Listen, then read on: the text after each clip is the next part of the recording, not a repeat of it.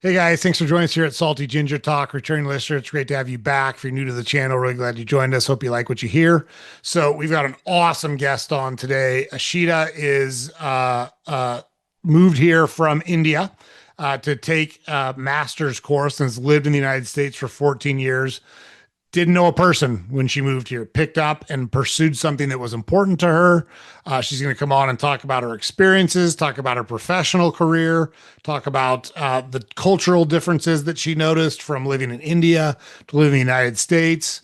A lot of talk about relationships because she's in the process of still looking for someone to spend her life with.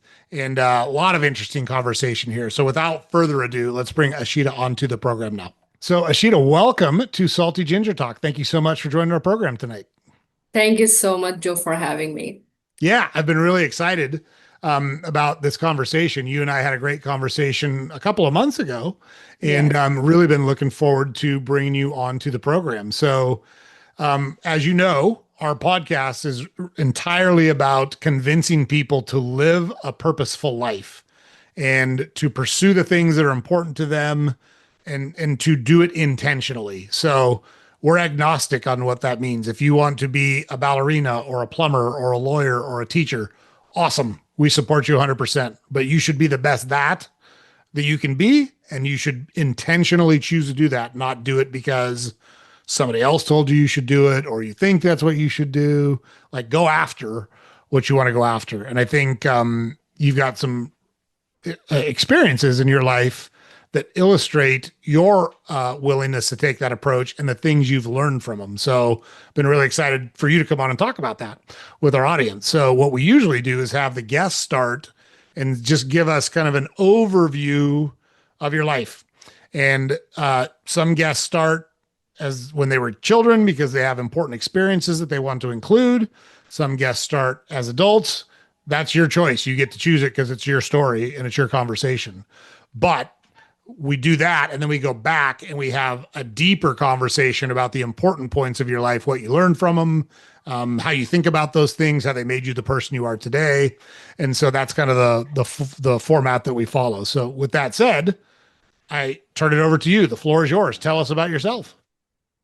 Thank you so much again, Joe, that you gave me this opportunity to actually share my story and whatever people can take from my story, it will be helpful to them, and I'll be happy that I was able to help them from whatever ways I could.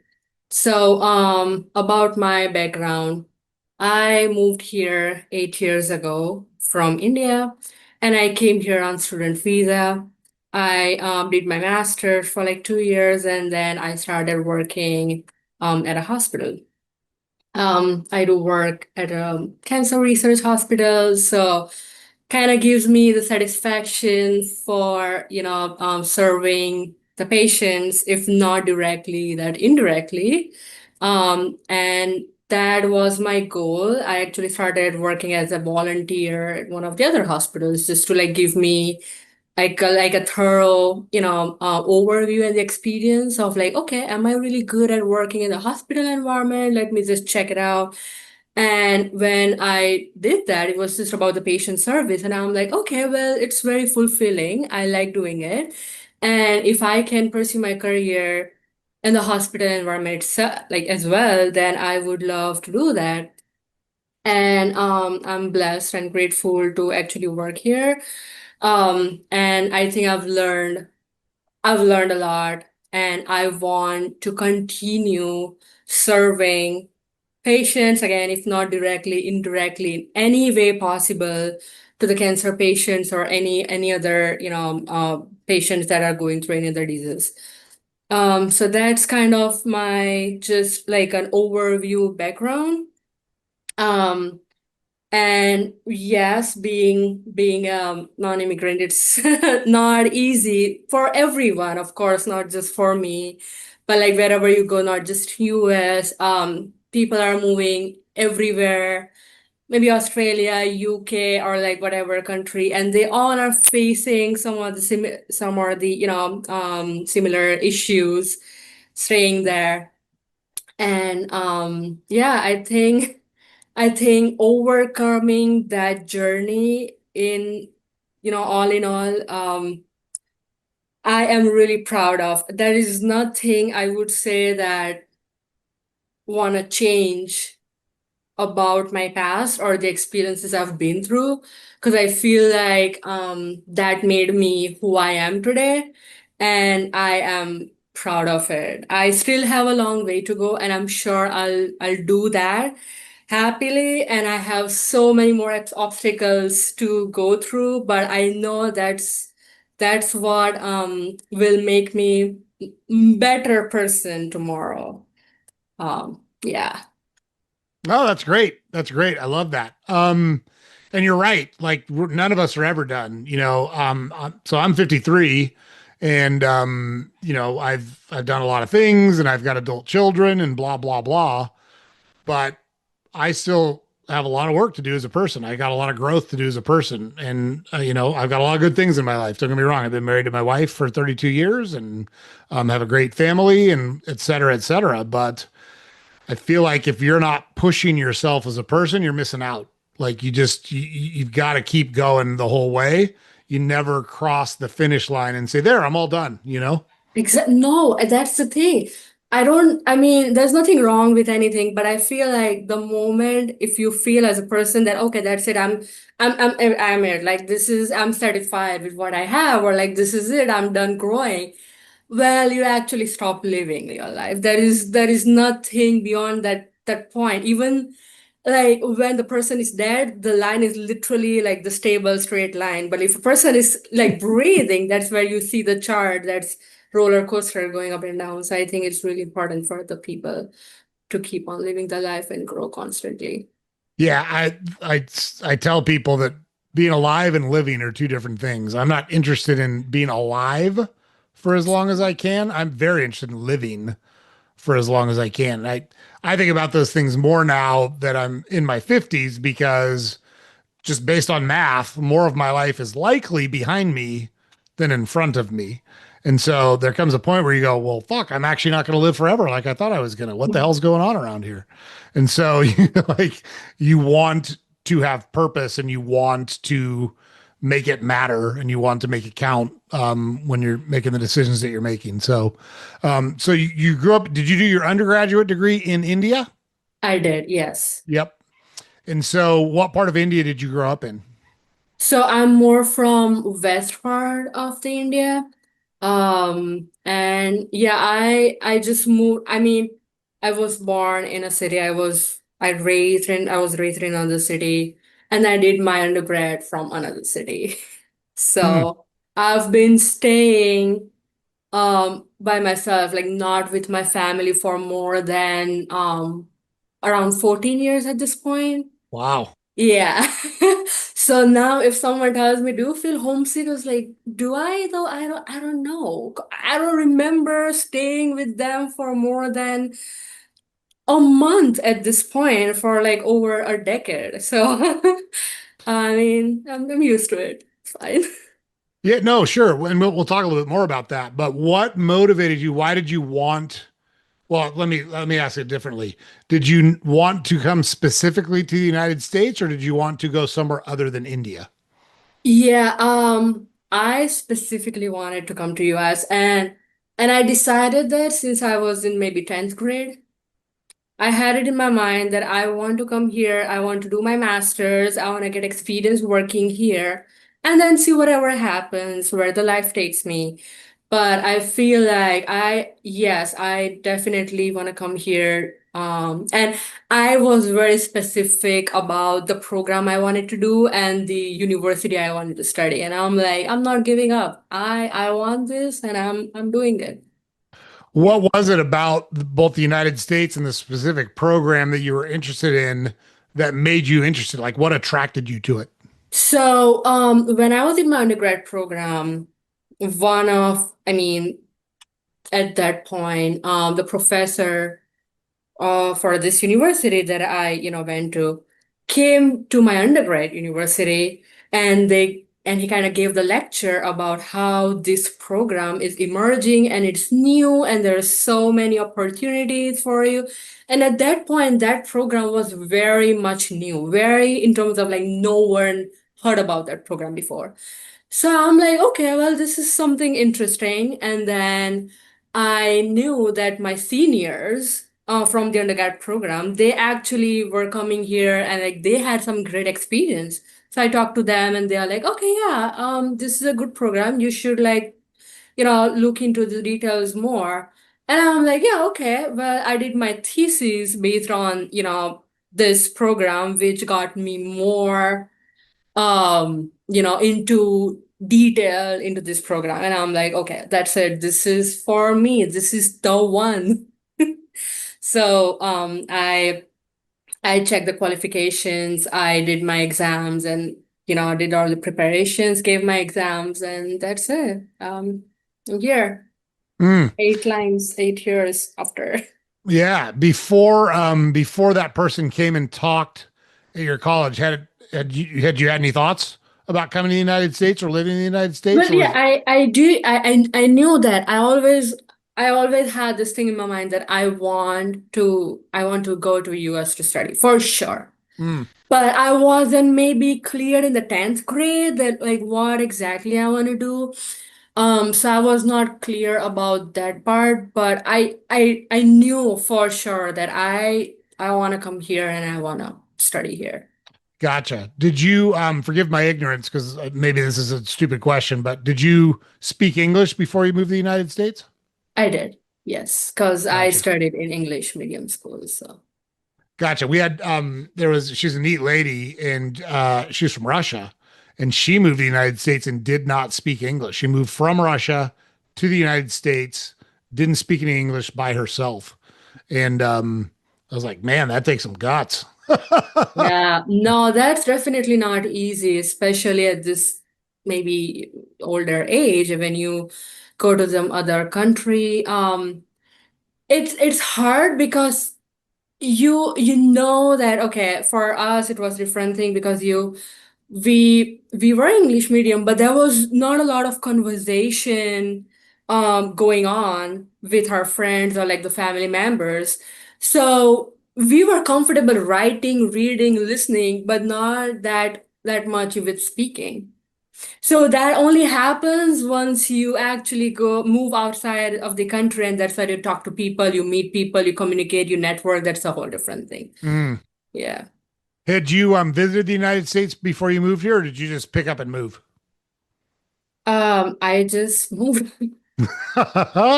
What were your impressions when you got to the United States? With like your first month or two here, what did you think? Were you like, "Hey, this is pretty cool," or "Holy fuck, I made a huge mistake," or what did you think? Both.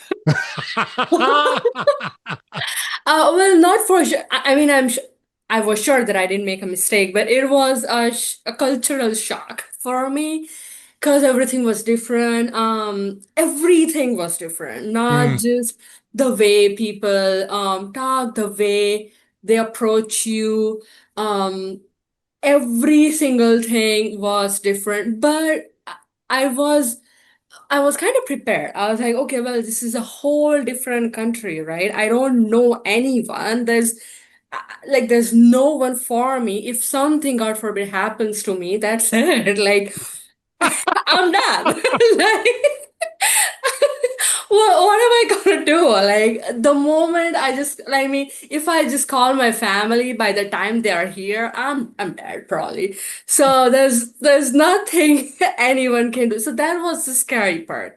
Everything else was, it's just fine, manageable. You can do it.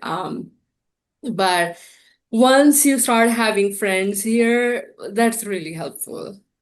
That's all you have technically. So mm. And did you yeah. make friends quickly, or did that take a while? Yeah, no, I mean, I'm really, I'm good with making friends, so that has never been an issue for me. So, yeah, it was easy for me, so not an issue. Sure. And yeah, I mean, so you're in a college program, so you're seeing the same people over and over again. So you've got, I call it a target rich environment, right? There's lots of people that you have choices to be friends with, which is helpful. What did you study? What was your master's in? So I studied regulatory affairs for drugs, medical devices, and biologics, which is like learning of the new regulations of the drugs that are new in the market, or the medical devices, or some of the other vaccines. So it's all FDA stuff. Got it. That seems pretty technical. Is that correct? Yes, a lot of reading, technical, challenging for sure at times. That's fun. Wow. How long was that program? Was it 2 years, three For years? 2 years, yeah. Wow. And Yeah. so where do you work? Not like the name of the place, but so I've got this master's. Where does that qualify me to work once I leave that program?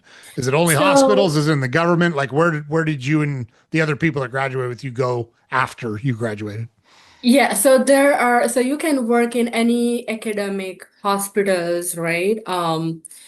Because we have to be like very specific with where we are working. We cannot just like work in, oh, that's it. I got this XYZ hospital and I can work there because we are on visa. Mm, So it kind of narrows down the options for us with the visas. Not all the hospitals and the companies are eligible to provide visas, and not all of them wants to give you the visa. So that's a whole different scenario. That being said, any academic hospitals are pharma companies. They are the places that we can work. got it. So you came to the country, you came to the United States on a student visa, Yeah. and then to work here, you have to have a work visa The to. work visa, and that's specific for that particular employer. So employer needs to file the visa stating that, okay, we like this candidate and he has XYZ skills that matches our job description, and she is a good fit for this position, and we want her to work at this place. Mm, got it. Yeah, so that you need a specific set of circumstances in order uh, for employment to work for you at a particular place. Yes. Yep. Okay, got it. Got it.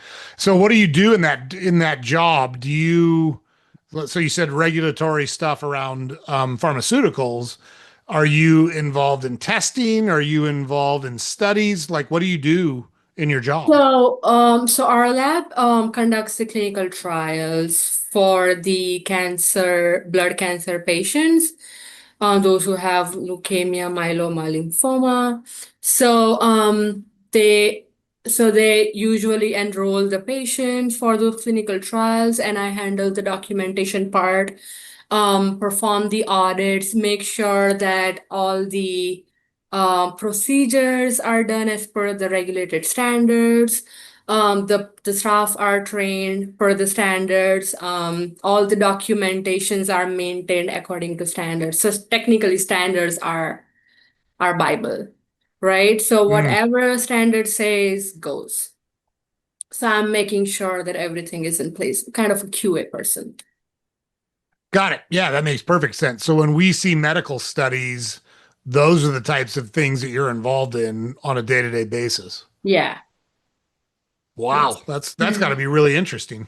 That is really interesting, yes. And there are like so many. I'm happy to see that so many pharma companies are manufacturing new products and drugs for those blood cancers. And they are not just the blood cancers, any like solid tumor cancers or skin cancer, anything related to cancer. The companies are developing new and new products every single, like year. And that's great because like now patients have more access to those treatments. So yeah, I'm happy. Yeah, that's great. I'm not familiar with the pharmaceutical industry in any way, shape, or form.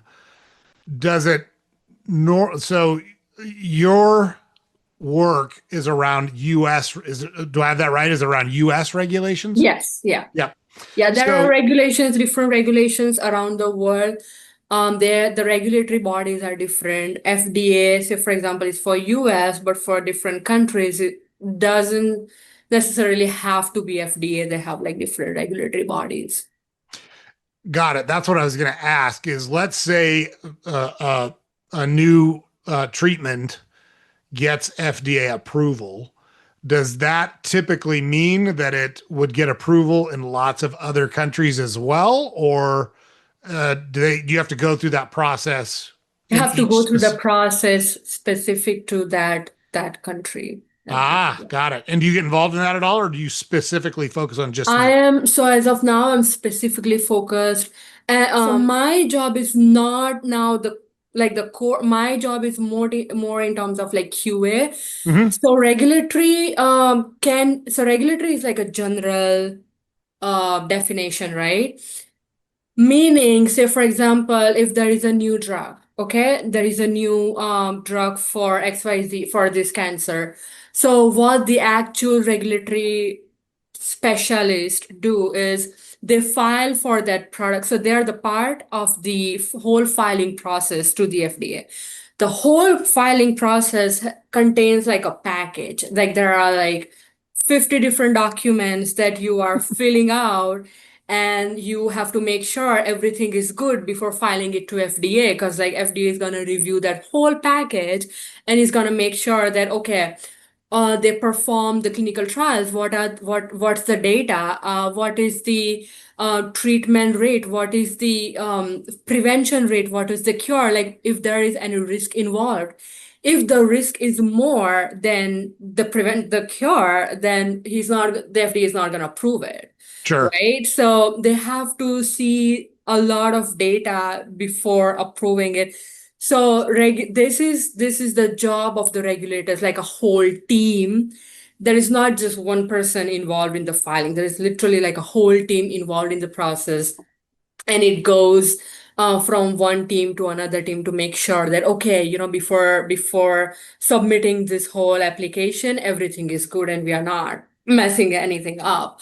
Because once the FDA denies, and if it's just a small company, then it can be like a huge, like a huge loss for them, because they Yeah. have spent money and they apply to, they submit it to FDA and now they rejected it. That's it, they're done. So it's a big deal. My work especially is really related to specific for just the lab. So I just make sure that the lab process per the standards. If there is any deviation, I make sure that okay, the deviations are handled per the compliance per the standard, and I'm taking the action. What are the root cause for this deviation? Why this happened? Or what are the actions now we can take based on the root causes? So that's more of my thing. Yeah, totally, totally get it. But I Yeah. mean, that's terribly important what you do because the whole thing can crumble if you don't apply the standards in a correct way and the Yeah. underlying data that comes out of the Yeah. trials is not reliable, right? Yeah, oh, for sure. Yeah, we're done. Yeah, Like that. right. Like I'm telling you, the audits are nightmares, because we have had like so many audits, and God forbid all went good. Because that if we mess up in the audit, it's not just about the patient, it's also about the lab license that can be revoked. Mm, The directors who trust us with our work, their jobs can be in jeopardy too. So it's like a lot of legalities involved along with the patient and the staff and all of things. So no, there's no way to mess it up. got No it. way. And I'm asking all these questions just out of personal curiosity. I find it fascinating what you're doing. So I've got one more question that I want to pivot back to some of the more personal and life lesson stuff. But did you follow the whole Theranos saga at all? Theranos, the blood testing joint out in San Francisco. She went to jail because she was lying to people. She said, "Give me one drop of blood and I can run 200 tests." And turns out that was all false.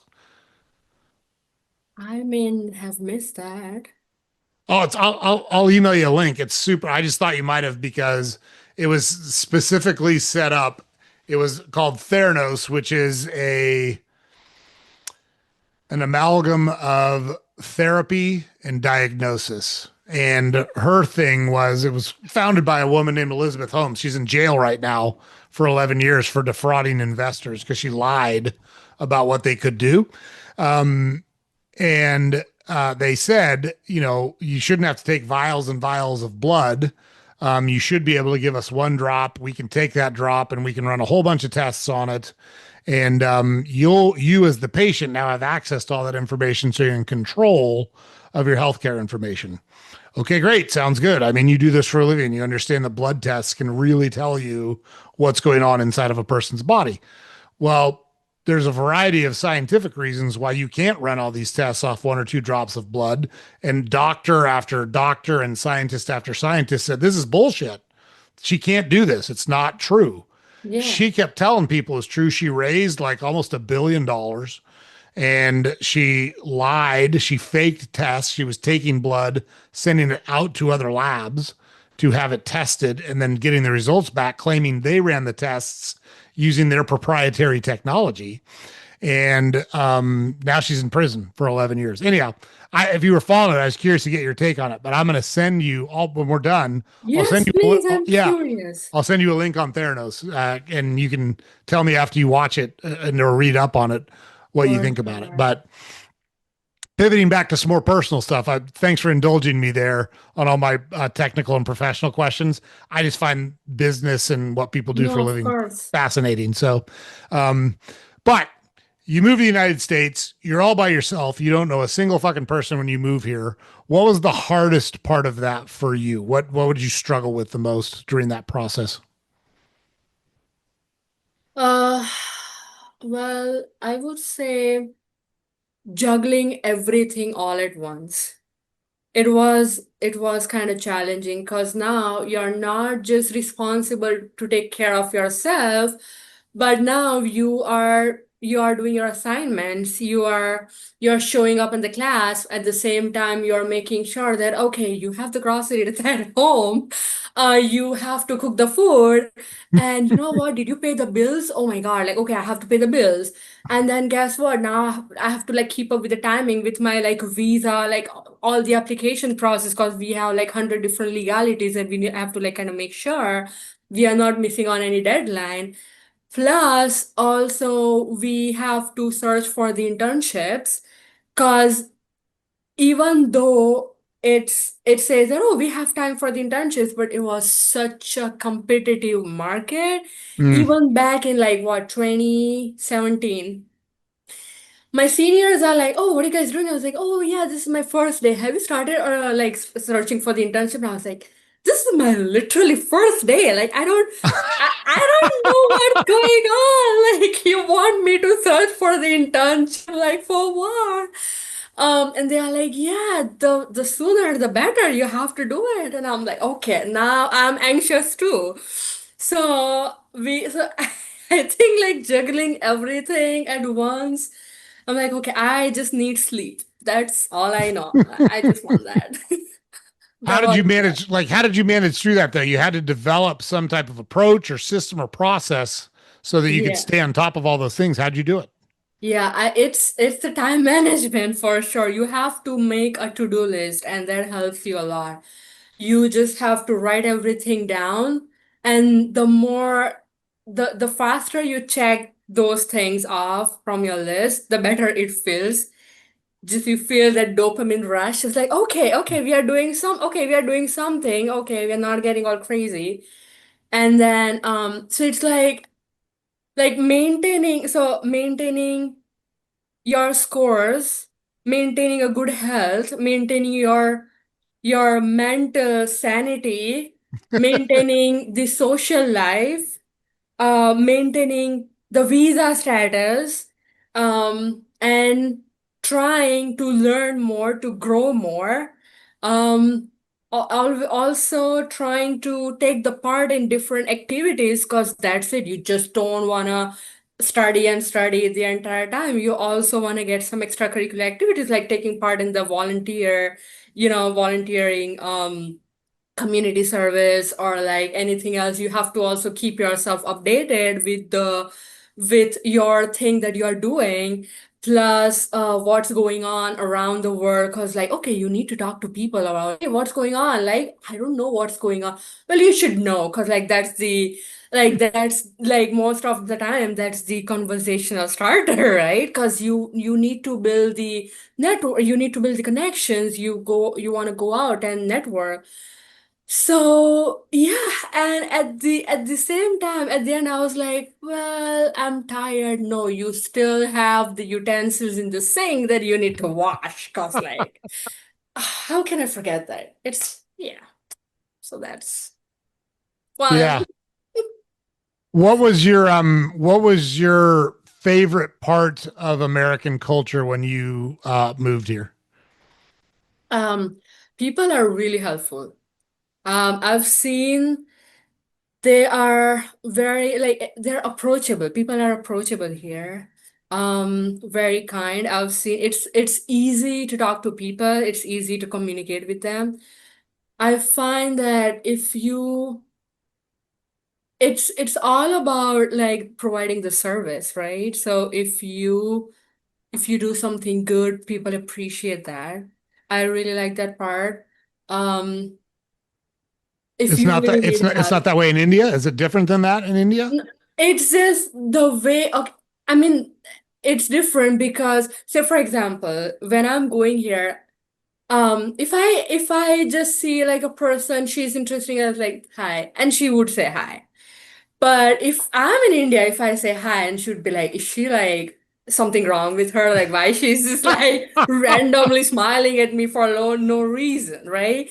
So we have the hospitality in a different way. We show it in a different way. If I go to like a relative place or my friend's place, oh my God, that's you should see that.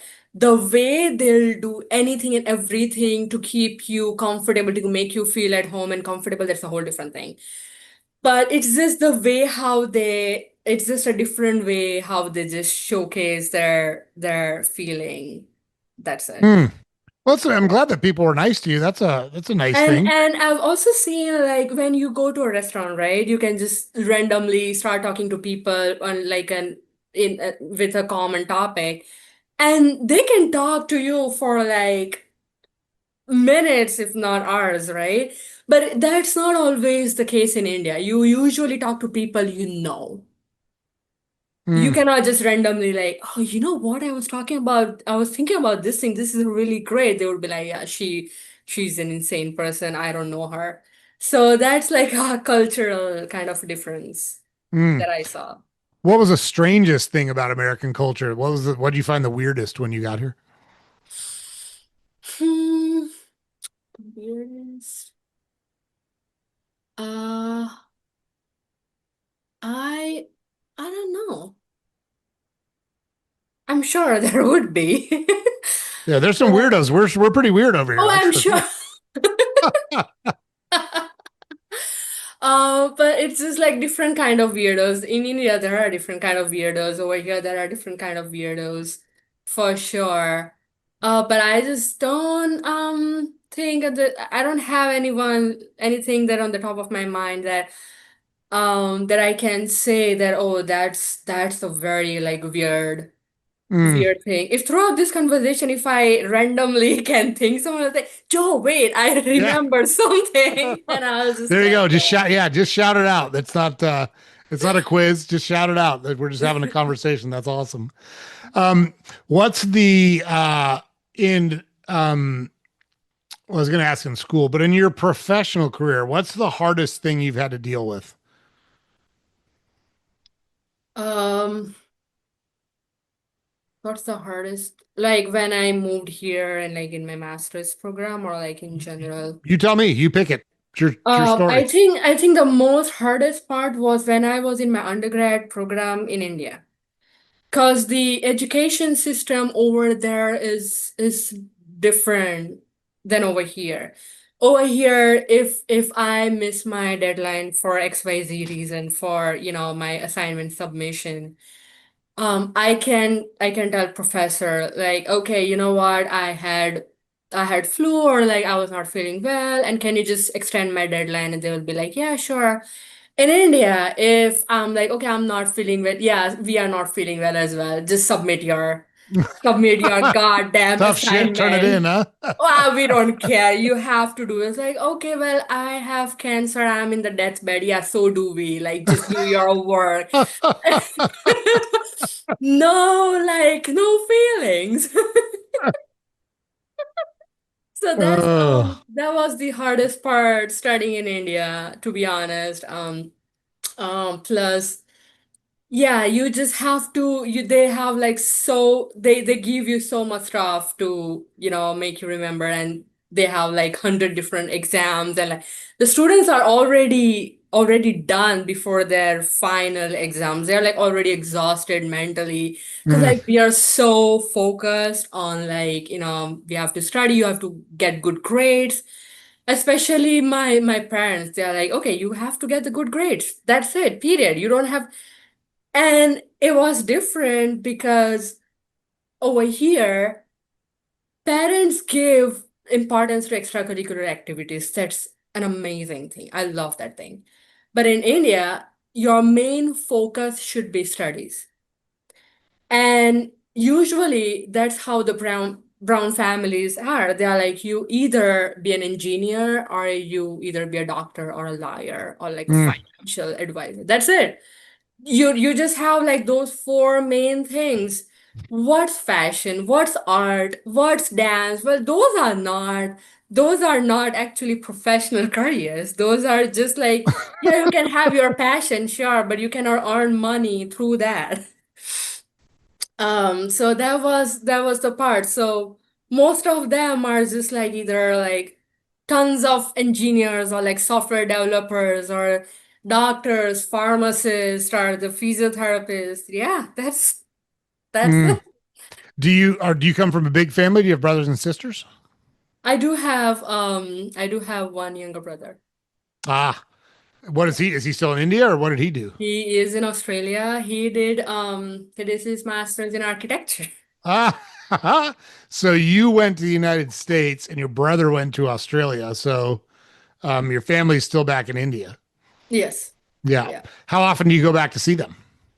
It really depends. If I don't feel like, I'm like, no, that's fine. No, I'm just kidding. Well, it really Some things are depends. universal. There is no specific timeline, but I feel like, I think once in like every 2, 3 years. But I talk to Gotcha. them every day, so that helps. Sure. Yeah, well, it's a lot easier now than it used to be with like I said, I'm 53 and it used to be long distance phone calls even in the country were crazy expensive. I can't imagine what they were if you were calling between the United States and India back in the 70s or 80s when I was growing up. That'd have been wild. Have you traveled to other countries? Have you spent time in other I countries? have when I was a kid with my families. I don't know if that counts, but I went to Singapore, Thailand, Malaysia, just like on a family trip. Um, yeah, my parents have explored more places than I. Hmm. Did you ever think about living in one of those places or was it just the United States that made sense to you? I mean, I wanted to like study in United States. That was my ultimate goal. But if I have to like move anywhere else, well, sure. I haven't really thought of which country I would actually thought of moving. It really depends. Let's see. I'm open to whatever I can. If I can get some good opportunities anywhere, I can move to Dubai. I don't know. I just have to have good work opportunities, and where I can grow more. Sure. Yeah, that makes sense. Do you think that'll happen in the United States? Do you see a career progression where you're at right now? Yeah, yeah. Well, yeah. I am not very much you know firm with my decision as to that said I have to stay in US. As of now, I am planning to stay in US. I'm not planning to move anywhere else, in like at least for a couple of years. But down the line, you never know what the future holds. And I think I'm open to whatever life takes me, wherever life takes me. Gotcha. I think that's a great attitude. Like that opens up all sorts of different opportunities for you. That's It great. does. What do you like to do outside of work? What do you do in your spare time? What are your hobbies? I like exploring new restaurants, new activities in general. I like exploring. Um, I actually I actually do a lot of meetup events. I was also hosting one of the meetup events recently, um, because I like networking in general. So Mm, I love talking to people. As you may have seen by now, but I just like talking to people in general. So I usually attend a lot of meetups, plus a lot of events going on. And Boston really never feels boring. Whoever says they don't like Boston or like Boston is boring, I'm never talking to them again. That's my only deal breaker. You have not yet explored how many things you can do in Boston. There are tons of opportunities. You name one thing and you can do stuff. Anything, summer, even winters. It can be brutal winters here, but hey, there are so many things you can do out here. You can never get bored. so I find it interesting that one of the big issues that we talk about in American society is people's inability to connect with people socially. And yet here you are, and you're not from the country originally, and you don't seem to find it hard to meet people and develop friendships at all. And these meetups, so I'm familiar with meetups because I've got a son that does quite a few meetups. What meetups have you been involved in? What are they about? So one meetup that I actually started my own meetup that was about my own field, about the regulatory and the quality. Mm, But it's a big commitment, right? You have to make sure that you're having those meetups at least once in a month. And I wasn't in that phase that I can, have that commitment. So I'm like, sure. okay, you know what? As of now, I'm not doing that. Maybe in future I would definitely do that. But apart from that, I was just part of the blah blah language exchange group. That's the name of the group, blah blah language exchange. So different people from different countries, different like tradition, they're all speaking different languages. So they would meet together and they would share their part of the culture and share and teach their languages to different people. And that was exciting part. Um, so I do understand your point, and it gets really lonely here. Don't get Mm, me wrong. The matter of because that I come from a family, right? We are so used to staying with family together all the time. And now that I'm here, my friends are moving on. They are getting married, they are having kids, they are buying their houses outside the Boston. It really gets lonely here. And in that case, it's really important. I have to push myself out there. It's not difficult for me to make friends for sure, but it's difficult for me to get up, go out there, put myself out there, and actually talk to people. And I think, yes, that's one of the challenges that I find when I moved here. It was, you won't understand that when you are in the college because you're always surrounded by your friends and the people. But once you get out of the college, your work is the only thing you have. So if you can manage to have good colleagues and like if you're lucky enough to have that colleagues as your friends as well, that's good. If not, well, you're screwed big time. Because like now your mental health is affected on a greater level because you have to be social. And whoever they say that, okay, you know what, we don't want to be we don't want to be like social or like we are introverted. No, you're not. No one is actually introverted personality. They all open up with their very close friends or they are whom they are comfortable with. So I feel like that's really important because when you stop networking with people, when you stop talking to other people, you will get so comfortable just by yourself. You'll have hard time finding a partner. You'll have hard time finding maybe a good job because it requires communication skills. And then you will not grow as a person. Yep. Because I also feel that another reason you should talk to different kind of people, if not on the daily basis, but like really frequently, is because you learn a lot from different people. You will always learn at least one new thing from a person that you'll talk to. And that's very important. That's how you'll grow. That's how you make sure that, you are connected to the different culture or like your own culture or like to the people around you. Yeah, totally agree with you. And I love that you both recognize that you don't always feel like putting yourself out in those situations to meet new people and grow. Sometimes it's uncomfortable, but you know that it's important to do. So you push yourself to do it. I think that's a great mentality and a great attitude. It makes me curious if, because like you made, like the move you made was a huge move to move from India to the United States. How old were you when you did that? Maybe 22.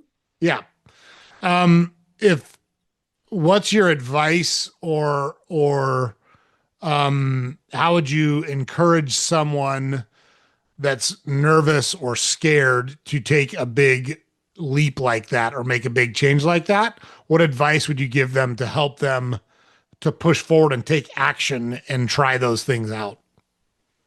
I would say whatever feeling you're going through, whatever you think that I'm so scared, I don't think I can do it.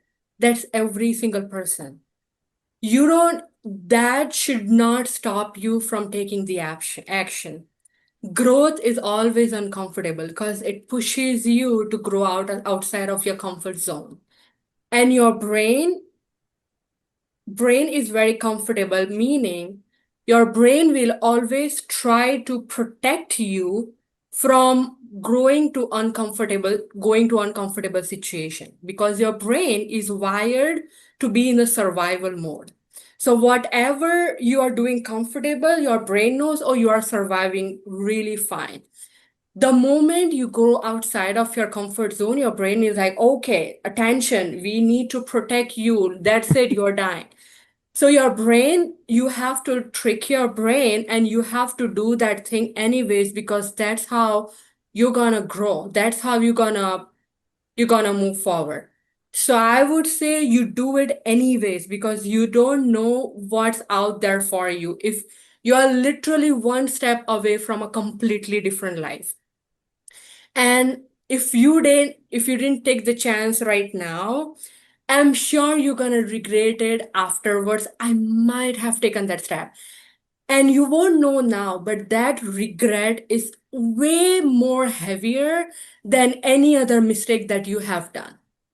Because you know that the mistake, it's already done. It's done.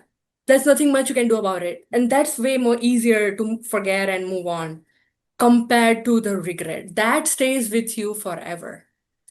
Right? So if you feel that, okay, I am having this doubt for anything, not just moving in any country, but like for any trying any new thing, you think that all the successful people are not going through this thing, then you're wrong.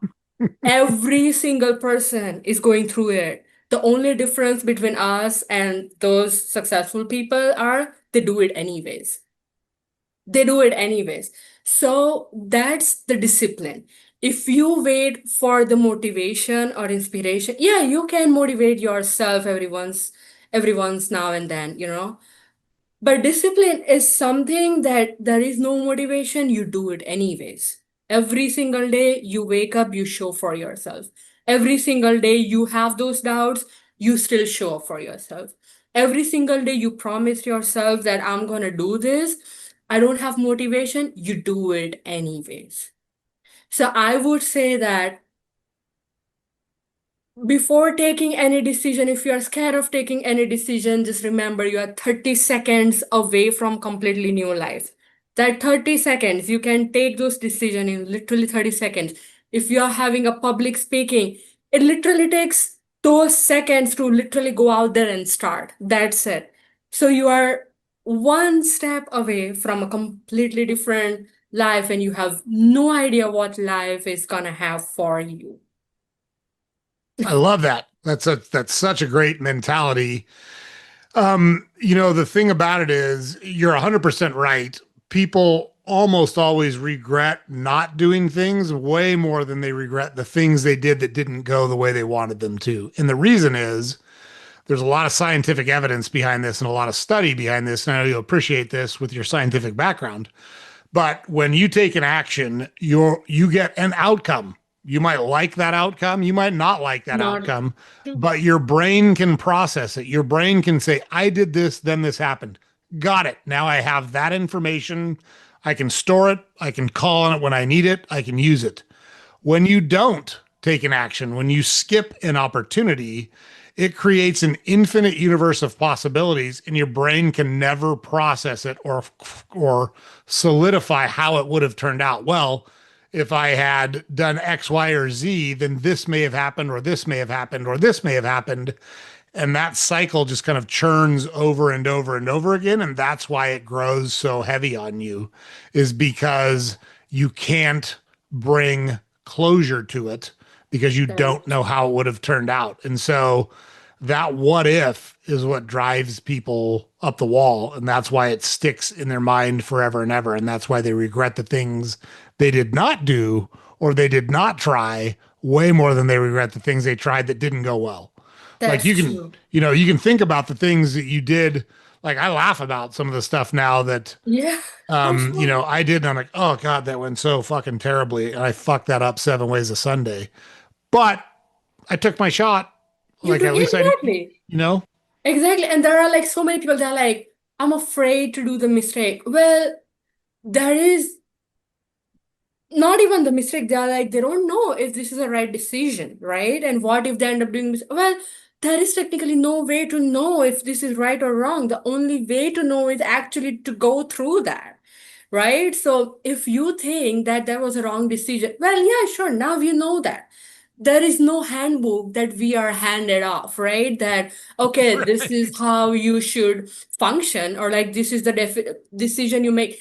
And it's not a bad thing, it's a really good thing because you have the control over your life. So you drive your life in your way. If you did the mistakes, it's your mistake. You have to own up to that thing. And if you learn, if you perform those mistakes, you're definitely gonna learn from that. I have made countless mistakes, not just me, every one of us, right? Me Countless too. mistakes. Oh my God, Me right? too. And I'm sure that half of them would be so embarrassing, trust me. Like I'm like, oh no, sure. But I learned a lot from that. And would I be able to learn otherwise? I don't think so. I have to do those mistakes in order to learn that, and in order to actually have those, whatever wisdom I have, or like whatever experiences I have to govern that in my life. Yeah, I would definitely make sure that I'm not repeating the same mistake twice. Yeah. Because then that's something that you have to like really like, okay, analyze yourself that something's wrong. But I think the more you make the mistakes, the more you're gonna learn. And I think I read it somewhere and it said that how you make the right decision. So it's like you make a lot of wrong decisions that's gonna give you the experience to make the right decisions. So I think that's the only way to actually figure things out. And no one should apologize for that. No one should feel bad about something. Everyone does embarrassing things. So if they do it, well, sure, it's fine. No one, a lot of people that really makes me crazy is like, oh, what are they gonna say? Or like, what is she gonna tell, just say about this thing? No one cares. No one cares.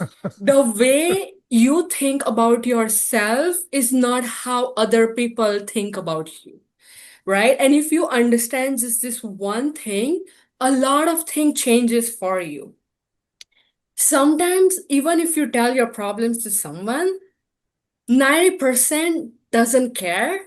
10% are glad you have them, That's right? right. That's So, right. so do it anyways. Like do it anyways. No one cares. And like everyone is literally busy solving their own problems, busy solving like their own mistakes. Do it anyways. People are gonna say whatever regardless. You do it, you don't do it, people are gonna say that. And a lot of people are like, okay, wait, but this person is not, if this person criticizes me a lot, or like this person doesn't give me the enough credit. And I'm like, you have to know the difference between two kind of people, right? The one person, they will always support you, no matter what you do, right? Because it's you. And there are other kind of people who will never support you, no matter what you do, just because it's you, That's right. right? So if you can just understand these two people, it's very easy to deal with those kind of people and to go to that people. You just know that, okay, these are not my kind of people. I'm not going to them. Their criticism shouldn't matter to you. Their feedback shouldn't matter to you. Their stories, their whatever shouldn't matter to you. That's it. That's it. You just do your thing. You just show up. You be disciplined. You be persistent, and you'll be fine. I love that. So, a couple of things. I say it a lot. Experience is something you get right after you need it. And so you're right. The only way to learn stuff is That to is do true. things and try it and fuck it up. Like there's no other way. People ask me a lot, how have you been successful? And I always tell them it's because I failed at a lot of things and Yeah. I'm not afraid of it. That's how I've become successful as I've tried and I failed and I've tried and I failed. I've tried and I failed. I kept trying until I learned enough from all those failures to get it right. It's really that straightforward. And I couldn't agree with you more. I love your mental approach and mental outlook on don't worry what other people think about you because they don't think about you. That's where people go wrong. Like, how often do you sit around and think about another person or other people? Not very often. It don't happen because you're worried about Exactly. your own shit. They're Exactly. they're the same way. And I use the Queen of England to illustrate this point. What I used to say was 100 years from now, we're all going to be dead anyways. Like it's literally not going to matter because anyone that knows you or anyone that knew anything about you, they're going to be dead too. Nobody's going to know a fucking thing. Somebody's That's going to live. true. Yeah, somebody's going to live in the house you live in. They're going to own all your shit. You won't even know it because you're dead. It's not going to matter. It literally won't matter 100 years from now. But I use the Queen of England. So she was on the throne for over 70 years, I think it was, over 60 years at Yes. least. And everybody knew who she was. She lived one of the most consequential existences on the face of the earth in terms of people knowing her, amassing wealth, impacting various things in the world. Quick, tell me when she died. What year did she die? You don't know until you look it up on Google. Yeah. Name three things that she did while she was alive. You can't do it without looking up on Google. If you don't know what someone that lived the one of the most consequential existences did, do you think anyone gives a fuck if you sing bad at Oh my God, karaoke on that's Friday so night? true. No, they don't. Just go sing karaoke. Who cares if you're good or bad? Go say hi to the person that you're interested in. If they reject you, That's so what? Move so on. Who true. cares? You That's know? so true. Yeah. I'll just tell like a story. So for me, I would say my all of my fail because what would I say? What my failures? I can only give you the examples in my graduate program, right? Sure. That was my failure, to be honest. So I think for us, the challenging part was to um get the job example, right? It's challenging for us because we have to think about like 100 different things, and like we also have the grace period. So like in a month or in like 2 months or 3 months, we have to find a job that actually sponsors us and is related to our job. If not, we have to go back. That's it. And you have, how many applications I had to do in order to get the job? 150. At least 400. At least. I knew it was a lot. And I'm talking about 2019. Imagine now. Mm. It's so like bad, and it's like heartbreaking, and it's like, nerve-wracking, and it actually tests your patience. And I'm also just like a volunteer at my university as a mentoring. So students come to me and they're like, well, we are not able to find the job. What should I do? And I feel so bad. They've already done like 500 applications and like Mm. they're tired, they're done. And I'm like, don't give up. Just change the approach for application. But giving up is not an option. They know that too, of course. But I'm like, okay, try this. Try tailoring your application in a different, resume in a different way. Try and have separate resumes for like medical device, for like, drugs, for like biologics. Add your courses as your projects. Like, just trying to be more creative with the work. So that's what, like I do at my work too. Like if there are like so many things that I feel like I'm not able to like keep up, I would just, okay, let me think about it. How can I do it in a different way? Yep. Maybe because I want the same outcome, but I cannot just like put on the same input. I have to try something different. If this is not working out, okay, I have to try something else. I'm not changing my goal. I'm just changing the process to reach that goal. Yeah, people want it's funny to me because people want credit for trying hard. And okay, fine, but like we live in a results based world. And so I went through college on a baseball scholarship.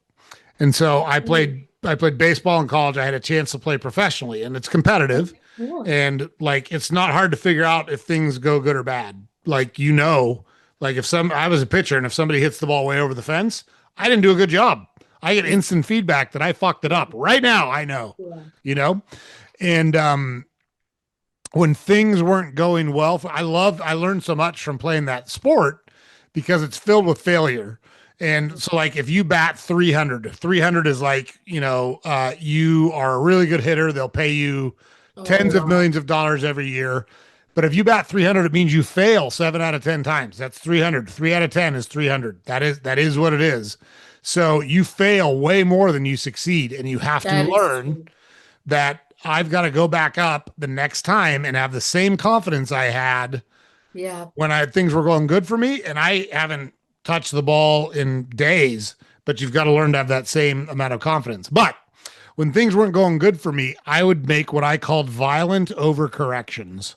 So if I thought that I wasn't hitting the ball because my back elbow was down too far, I would go up with my back elbow up like this on purpose, knowing that this is not a good way to hit, but I Yeah. needed to correct a bad behavior.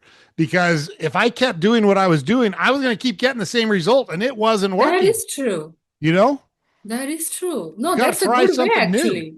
Yeah. That's a good way actually. And I think also the fact that I'm sure you'd be like practicing it on like daily basis, right? Like You you bet. have to get better. That's So right. you just like practice it, just like you're doing something like improve your skill, or like maybe you're doing trying something new, whatever works, right? And I read this, I was reading this book, Atomic Habits. It's I really love it. James Clear. I love that book. I love that book. Oh my Yep. God. This person, he's a true inspiration. I'm like, okay, I'm gonna reach out to him. It's like, hey, like you can be like a really good mentor. Like I would definitely, like want to have someone. And it really like shows how like the consistency of for every single day can lead you towards your goal. And it's really inspiring, to be honest.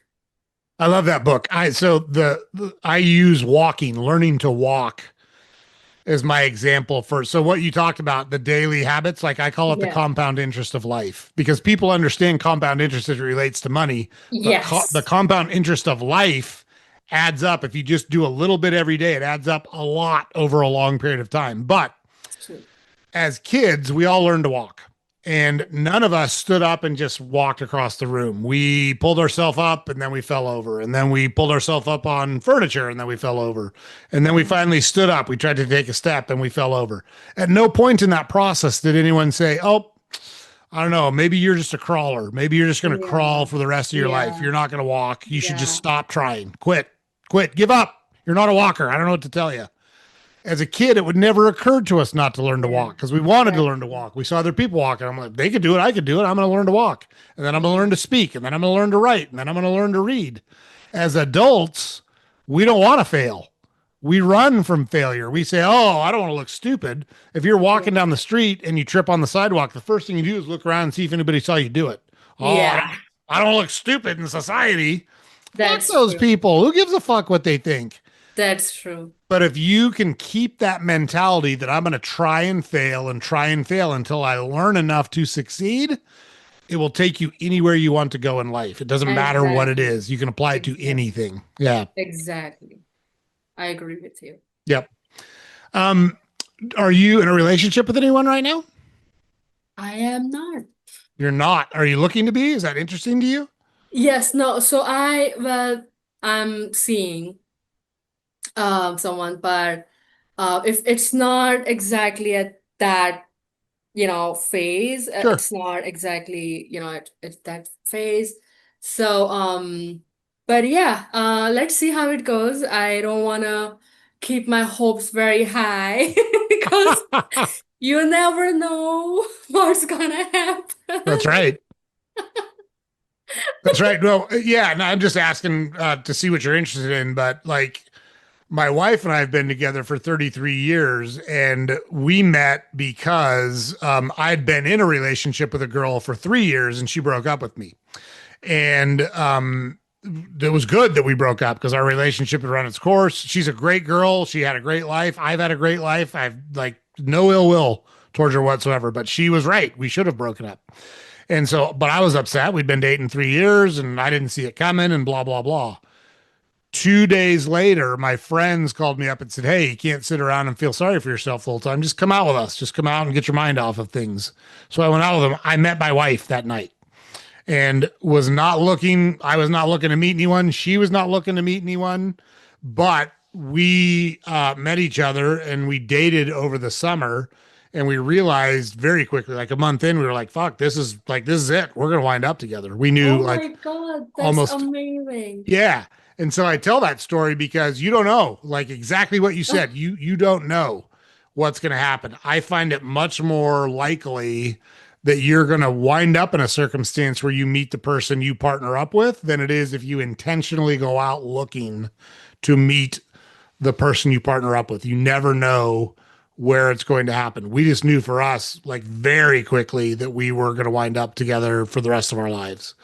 That And is great. yeah, yeah, it's I worked I out. mean I mean that's great that you said, okay, you took like your time for like 3 days, and I took 3 years. And I'm like, okay, like you're like it's someone here.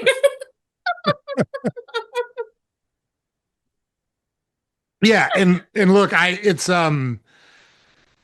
think it's the most important decision people make is who they choose to spend their life with. It's more important than their career, it's more That important than is where they live. It's way more important than anything is the person that you choose to spend your life with because even I've had things go really well in my life and I've had things go fucking sideways in my life. And one thing I always knew was that my wife and I were going to be together no matter what. And she feels that same way. We are like totally committed to living the rest of our lives together. And by far the best thing I've ever done. So I just think finding that person is terribly important. I know there's a lot of people that say, "Hey, I'm perfectly happy being single and I don't want to partner off." Good for you. That's great. I don't, I would not want to live my life that way. That's not I how I don't would. know. I don't know. To be honest, I think that would be like a whole debatable topic. Like, can you actually like stay alone your entire life? Because we humans are social beings, right? Mhm. So we do need a partner at certain point in your life, if not now, yeah, because we are like all career driven and like all independent, we can do everything ourselves. But at certain point, everyone needs someone to rely on to like have their backs or like to have that support or like an emotional support, whatever. I think that would be like a very debatable question for me for sure. Do No, you that's really great. do you are you on any dating apps? Do you do anything like that? Yes, I am on the I'm on the dating apps. So it was the dating apps were really new to me. I literally started being on the apps was around like 3 years, like 2 to 3 years ago. Mm, Before that, I just believed in meeting people, and then dating them. So I never had to put myself out there the way I have to do it now, with the dating app. And it was really hard for me to figure it out. I was like, okay, well, I made the profile. Okay, I met someone. I mean, I matched with someone. Now what? And then I went on a date for the first time.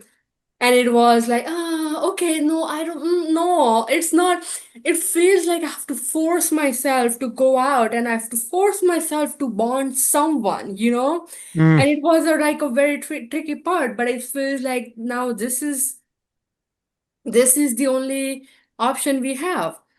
I don't know if having the dating apps is really good or not because it has really messed up the dating situation now. Because there are like so many options. So the minute inconvenience and person is like, okay, that's it. I'm done. I'm out of it. And then they swipe. And then they are like, okay, I have another option. That's it. It doesn't work out. I'm gonna have another option. So I think it's a very like dating right now is a very messed up situation, to be honest. God knows what's gonna happen like for the future generation. But like if we as millennials are that much like messed up with like this whole dating thing, God save us. I'm telling you. And like my mom did, because like we are so traditional, right? And my mom is like, okay, you're getting old. When are you gonna get married? And like, what I got, I'm like, I'm not finding like a decent guy unless until I find someone that I can be sure, like, okay, this is it. I want to be with him forever. I would rather stay single than to be with like a wrong person for the entire life. Mm. And it's very hard to explain it to them because of this huge generation gap that we have. Because they Yeah. didn't meet this way. No, yeah, so the last time I went on a date was with my wife, and the first Bush, not George W. Bush, but his dad was the president of the United States. So I've been out of the game for a long time. There were not dating apps back when I did that. I Lucky. do. You were lucky. You were No, I very think so. lucky. I absolutely think so. I think it was way better back then, just my own personal opinion. But I also think that we've done some of it to ourselves. And I know I'm going to sound like a chauvinistic dinosaur here, but I'll say it anyways because I know I'm right. I think men should pay for dates. I think men should be the ones that handle those things. And I think women should be cognizant of that and not order, 2 bottles of Cristal and the most expensive meal on the menu when they go out on dates. I It shouldn't agree. matter if you go to Chili's for your first date or Subway for your first I date agree. because you're trying to get to know each other. But the man should always insist on writing the check. In a perfect world, the man would pick up the girl and pick her Oh, up where she lives. I get there's some safety concerns with that, and like there's some crazy people out there, Yeah. and a lot of women don't want someone to know where they live Yeah, I if they're agree. just getting to meet them. So I understand that part of it a little bit. But I'd like to think you could screen people good enough that you're not having a fucking psychopath show up at your apartment that you're going out on a date with. And, men, I think naturally, just through our DNA and nature, are want to provide protection and leadership and support. And women in general want to be nurturing and supportive. And that does not mean that women can't lead, and it does not mean women should be in the kitchen with an apron on, barefoot and pregnant, and men should be out clubbing things over the head and dragging home food. But I do think that's one of the reasons that a lot of people are unhappy now is because they want to conform to what society says they should want when they know what they really want, but they're afraid to go after it because they're afraid of being judged by society. And I think that's foolish. I think it's foolish.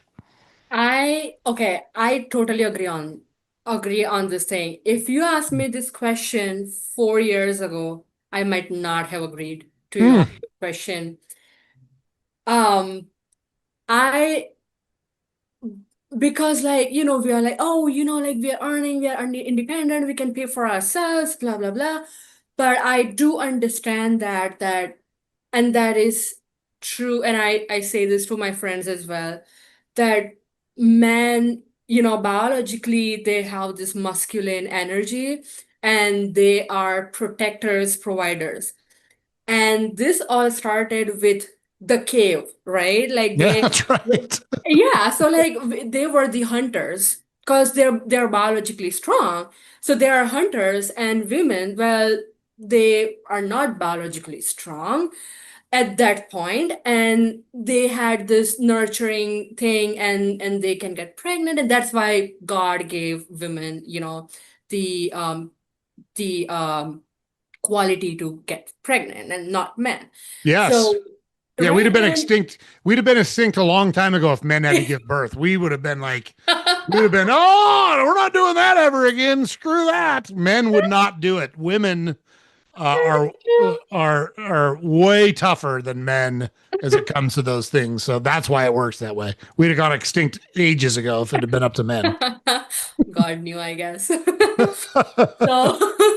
So, yeah, so that's how it has been. And now what happens is we no longer want to be protect, and they were protecting us from like the predators, right? Now we now know who's the predator. Like we don't want to be protected from predators. So that thing is gone. But now the women have started getting like more like, okay, we can do stuff, and like we can lead, and like we can, work at this place, whatever, blah, blah, blah. I think the challenging part other is women have grown more independent in that case, but no one taught the men how to be in the same society, to be, when the women are independent and the men are independent. Because technically the men still have the same energy, the same, the Mm. qualities that they always had, because that's what their part was created initially. That's how they were supposed to be. So I think a lot of tension is created between that, because like men feels, and they're right, and I feel like men feel that, okay, well, if you can handle everything in the village, like what am I for, like what am I gonna do? Well, this is my part, providing, protecting you, this is my thing.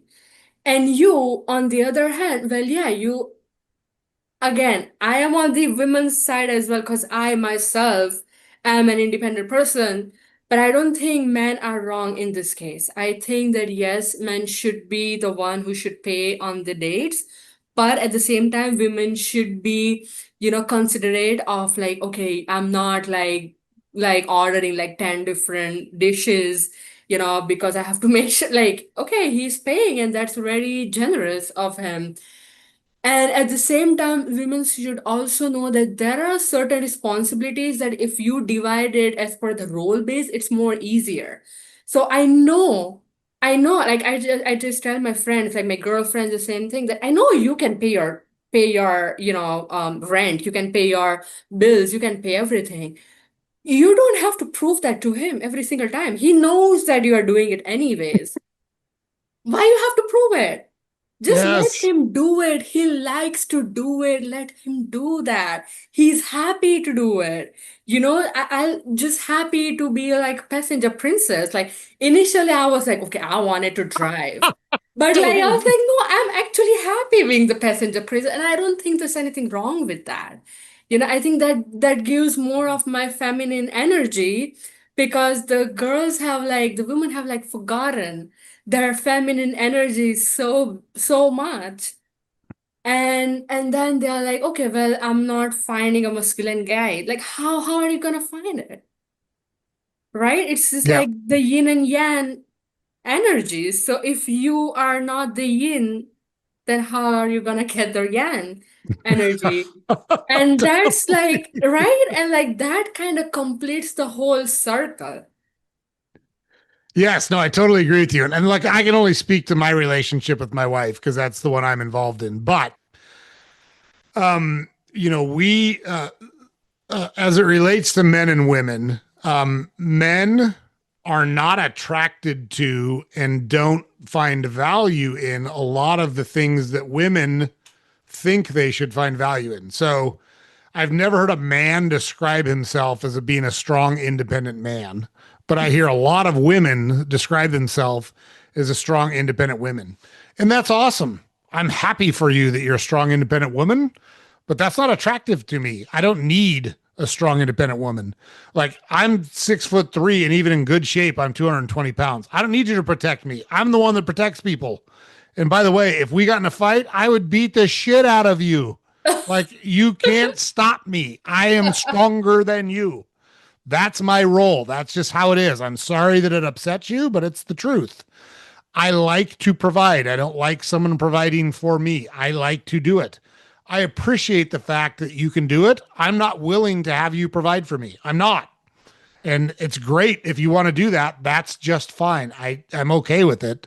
But don't try to make me say, hey, I really count on you for that, because I don't count on you for that. You know what I do count on you for is to provide emotional guidance and support, because men are not that good at it. We're Yes, not.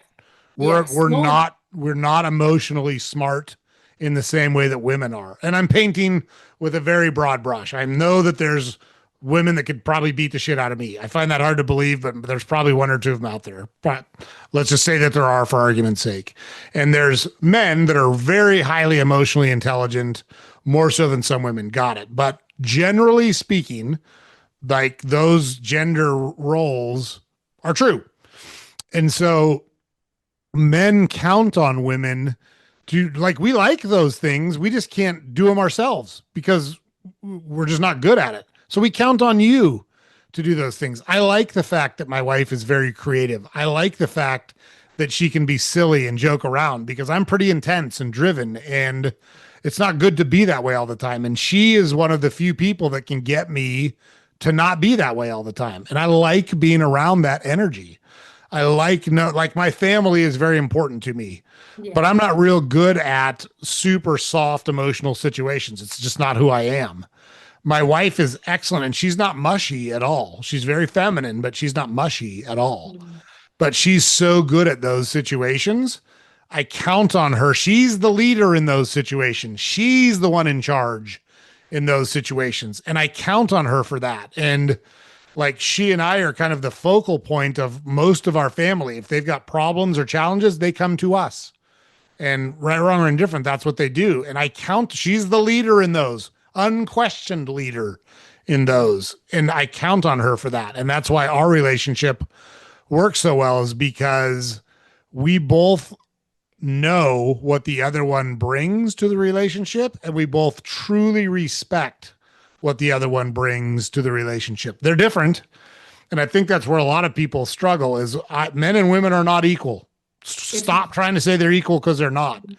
The challenge is people assume that if they're not equal, then you must think that one is more One important is than the more other. dominant. Exactly. They're No, not. That's they're not the not. point. They're Yeah. not. Oh my God. No, I totally agree with you. And I was gonna get to this point. And they're like, okay, well, women is superior, like man. I was like, no one's superior. There's not a competition. You cannot compare. Those are both like different species. I'm not talking about like species, but like I'm talking about Yes. different, like completely gender. Like we are emotionally wired. You are not. You are more logically wired. We are like more, in terms of like emotion. Sometimes if I'm mad, right? I just want my man to be like, hey, just listen to me, this is what I'm feeling. And he's gonna be like, you should have handled this I was like, I don't care. You just listen to me because this is all about the emotions. You Real think I quick. don't know about this logic? Of course I know. I just want you to listen to me and like just be on my team that okay, she did bad to me. Or like my whatever work thing, my colleague was not whatever. I just want you to acknowledge my feeling and feel that okay, this is something wrong. I don't want your logic all the time. Totally.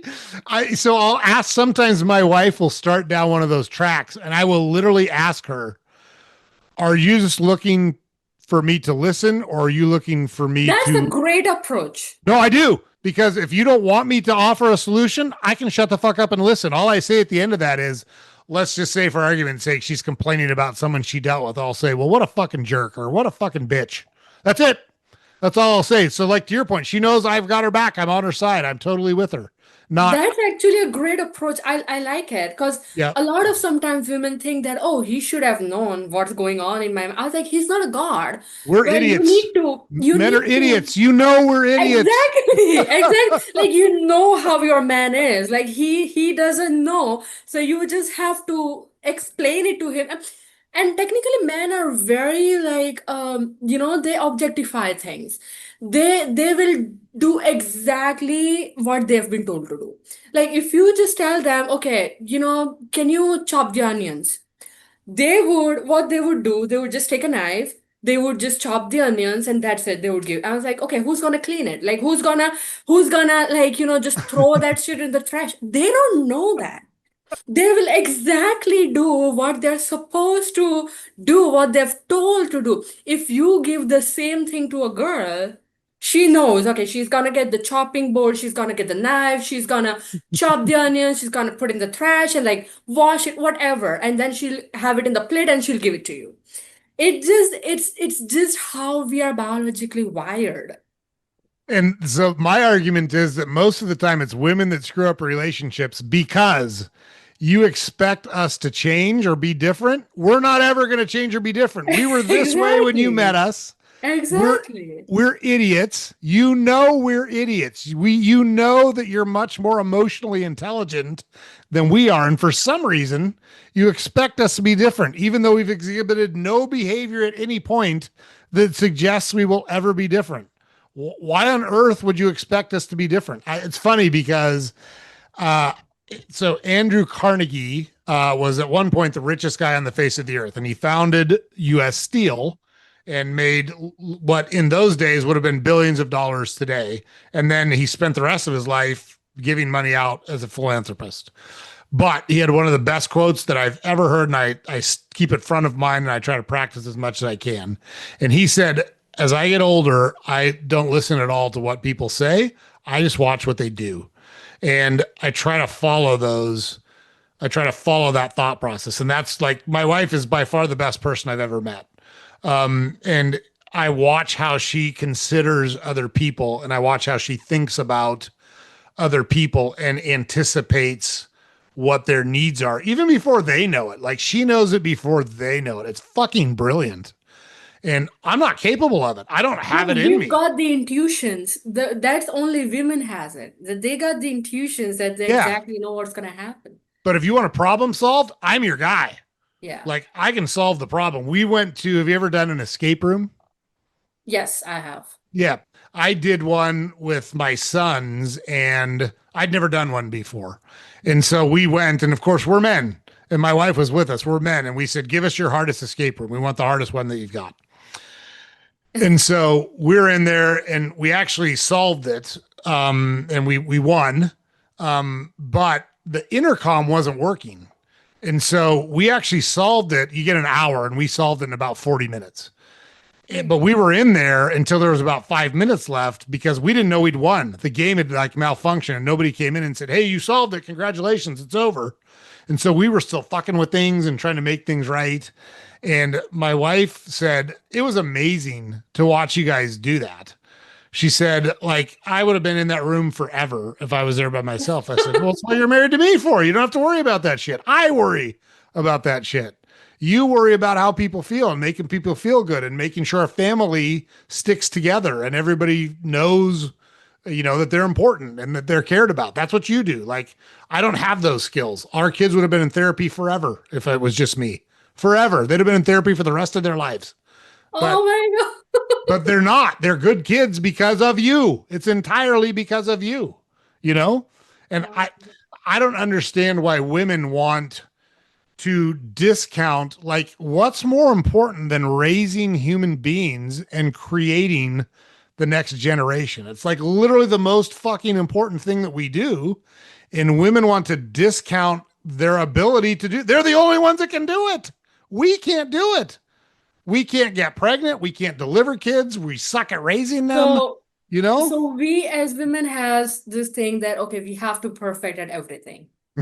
We have to get everything done. Okay, I'm guilty as charged, but like I am the same person. I feel like, well, how can I not be good at this thing? I can be good at I can practice it, I can like work through it, and I'm sure I can be good at it. It's just like we have this urge to be perfect.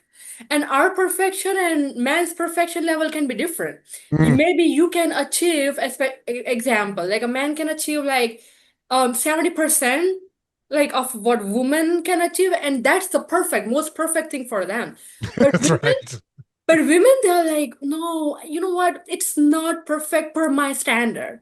I feel like this has to be perfect, this has to be this way. And that kind of gives us also kind of more stress. It's like, oh my God, we are always stressful, or like we are always, anxious because we have to get everything done, and we are like always overthinking, we are like always like, okay, stressing about those things, how are we gonna do it? Because like we are naturally planners as well, we would like plan things.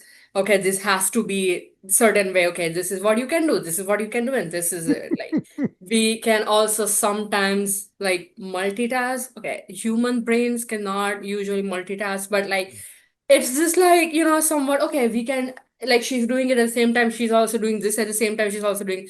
But for men, it's very hard to focus, on multiple things at the same time. But Yeah. not that So, much for women. no, you're exactly right. I've got the perfect example of this. So, um, I I try to understand. I'm a very good negotiator, and I'm very good at reading people, which is different than emotional intelligence. But I'm very good at those things. And what I try to do is understand what motivates people. That's how I think. What's motivating this person to act the way they're acting, to say what they're saying. That's how I think about it. Yeah, And so I try to read and study a lot of psychology because that's helpful to me in those I situations. And like it. yeah, Yeah. there's a professor at Duke University named Dan Ariely, and he was like a behavioral economist. And Yeah. so I'm like, oh, this is talks about how people make choices about money. I got to understand this. This is cool stuff. So I took an online course that he offered for free. And as a part of the course, he did an exercise. And so he's got 5 people, and they're dressed completely in black, and they're all holding an iPad. And the iPads all have a different color on the screen. There's nothing else on the screen, but the entire screen is red or the entire screen is blue, whatever. There's 5 people. And he says, for 1 minute, these people are going to take these iPads and they're going to move them up and down like this. And the screens are going to change colors. Your job is to see how many times you see red on any of these screens in 1 minute. So I called my wife. I said, hey, come do this with me. This will be really interesting. And so she comes over. We're both looking out on the computer, and I start the thing. So the 1 minute goes by, and he says, okay, write down your number. So I paused it, and I said, how many times did you see red? And she said, 29. And I said, how many times? She said, how many times did you see red? I said, 62. and we played it. There was 63 times the screen was red. So I missed one of them somewhere. I don't know how I missed it, but I missed one of them. And then he says, how many of you saw me dancing around in a bee costume behind the people with the iPads? He thought. I'm like, what the fuck are you talking? What's he talking about? She's like, how could you miss him? I'm like, I never saw him once. I was so focused on those goddamn iPads looking for red. I never saw that. And he replayed the video. He's back there dancing around wearing a bumblebee costume. I never saw him once. Yeah, that's how men's brains function. Yeah. Yes, that's right. Oh my God, that's so funny. Yeah, it's pretty wild.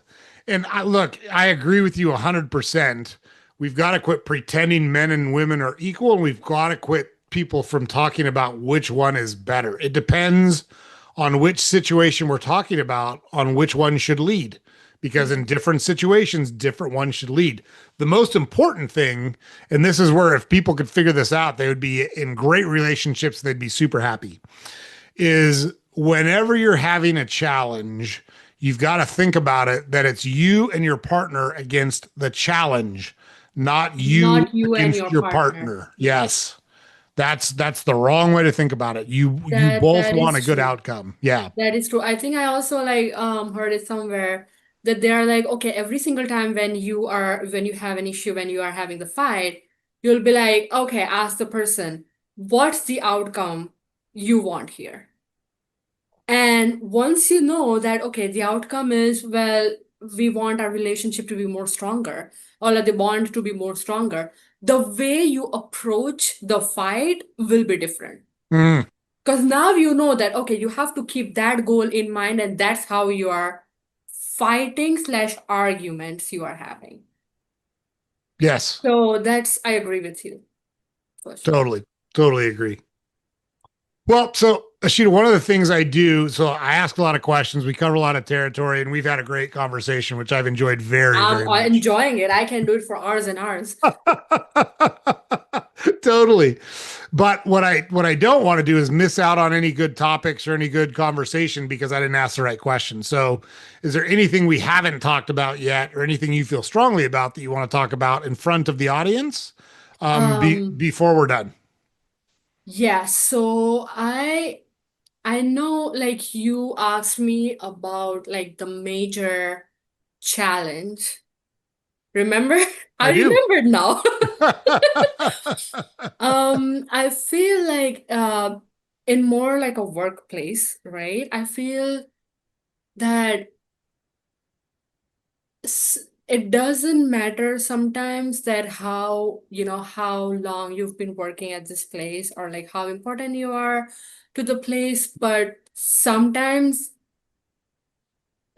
say for example the company is like bankrupt or like are in layoffs, right? In Yep. that case, well, you can lose your job. You can lose your job at any point. There is no there is no stability in that case. No one says that you've been working here for 30 years of life. You have been working at 30 years, so that's it. Your job is secure. And that's one thing that I feel like I don't know if it's gonna ever change or if it's gonna, just stay like that. Because imagine the person gave half of their life just to this place, working, making sure the goals, the deadlines are met. And now that's it. From starting from tomorrow, from like 1 week after, he's no longer be, working here. So I think that's like a very like a challenging part. The other thing I have seen is like sometimes the toxic management, to be Mm, honest. And it and the toxic meaning doesn't always mean that it's bad the entire time. It can be the management can be good to you at sometimes, can be bad at to you at sometimes. So it's completely unreliable. It changes, and that's what defines toxic environment.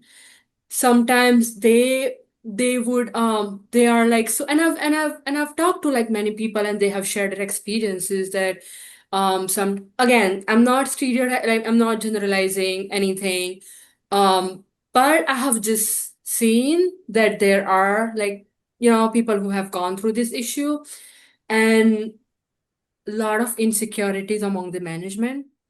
That's another way.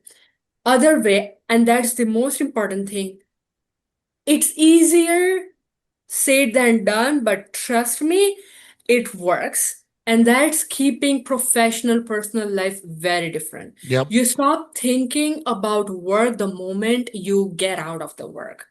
And then just do whatever activities you want to do whatever you want to focus on, and that really makes you happy. The more you shift your focus from the toxic environment to something you more like it, that thing's gonna go down. That thing's gonna get diluted. Because the moment you shift your focus, you shift your energy, you shift your thought process, you shift your world around. Yeah, I think that's great advice, and I'm glad that you were able to talk to the folks that brought those issues to you and share that with them, because I think it's really good. I can tell you from a leadership perspective, because I've been in the other role for a long time now. I've been in charge of a lot of stuff for a long time now. And one of the things I explain to leaders, and you're right, there's a big difference between a boss and a leader. A boss will tell you what to do. A leader would never tell you what to do. They'll give you input on the how to accomplish the goal. They'll say, here's our goal. Here's what we as a company are trying to achieve. Now, how do we do it, guys? That's what a leader does. That's not what a boss does. But I tell people the first rule of leadership is to accept all criticism and deflect all praise. So if something goes good with your team, you should never talk about it from your perspective. You should always reference the team. The team did a great job. They really pulled together. They've been busting their ass. They delivered great results. If someone says, hey, you guys haven't been getting it done lately, your first response should be, yeah, that's on me. I'm the leader. I agree with you. I'm going to pull the team together and see if I can figure out what's causing the problems so that And we can get it fixed. That's it. That's little if you not just a do lot that. of places do that. I'm telling you, the Yeah. moment someone messes it up, you know what? I think it was XYZ person. I'm gonna talk to the person, and I'm like, well, you should, yeah, you are the leader. You should not be putting someone out there in a meeting in front of like 40 different people, because Yeah. you take the accountability. You are the man, like you're the management for the reason. And now you're 100% right. Now those corrective conversations absolutely need to happen, but they need to happen one-on-one, face-to-face in private. Exactly. Yes. Exactly. I And agree with you. yeah, and I've right, wrong, or indifferent. I have fired a lot of people. I don't go around looking to fire people or just randomly firing people. Yeah. But if we have conversations and we're very clear about what you need to do to improve your And it still performance, doesn't. Yeah. and you don't improve it, now first, it's my job as the leader to make sure you've got the appropriate resources. Because if Yeah. it's a training issue, or it's a equipment issue, or it's a capacity issue, meaning you've got 12 hours worth of work and only 8 hours to do it, it's my job as a leader to make sure that you have the tools, skills, and abilities you need to perform your role. That is true. Then it's up to you to perform your role. And if you're not performing your role, time to go. Like, I don't micromanage. If I've got to micromanage you, there's only two reasons people micromanage. One is because they don't trust the people that work for them. And the second is because someone's not doing a good job and they're not confident they're going to get it done if they don't ride their ass. Both of those are problems. If you don't trust people, you should be firing them. They should be gone, you know? I have third reason. What is it? Having the control. A lot of Yeah, management that's loves trust. having control. Yep. I should know everything. I should know what's going on in your life, if not just work. I should know everything, that why this thing exactly happened after 10 minutes or 12 minutes.